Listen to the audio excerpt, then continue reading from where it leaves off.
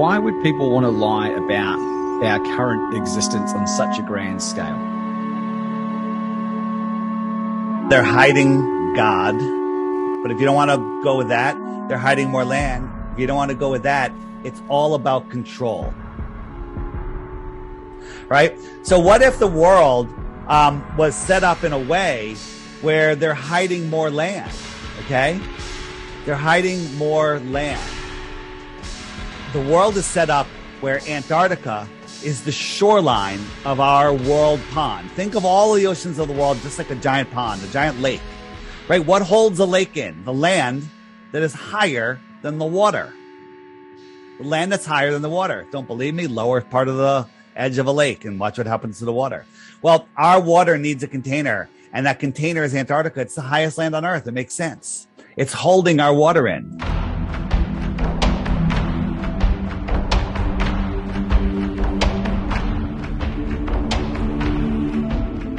If you have an empty horizon, you can get your camera, you can zoom in, and when you zoom in, you're basically increasing the angular size, and all of a sudden you'll see there are boats out there. There is land out there that you can't see, and that's just because of the angular resolution limits of your eyes. And you don't understand perspective. Something in the distance is smaller, but something small, like a tiny little wave in the foreground, will block a whole ship or a whole skyline or a whole mountain.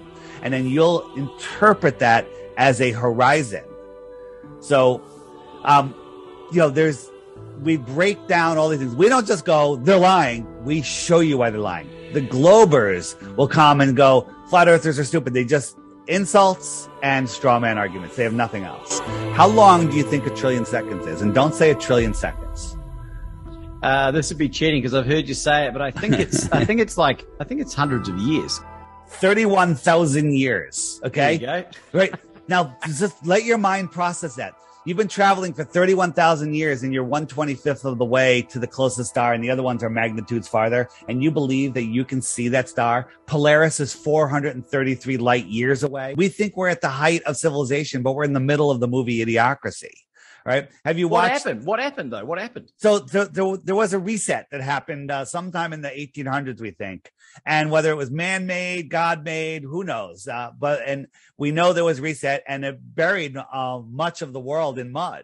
And if you look, there's buildings with windows underground everywhere, right? There's so much stuff underground, you can't believe it. There's tunnels crisscrossing this world that we know of some of them. Every cell in your body is reacting to your core beliefs, whether they're conscious or not.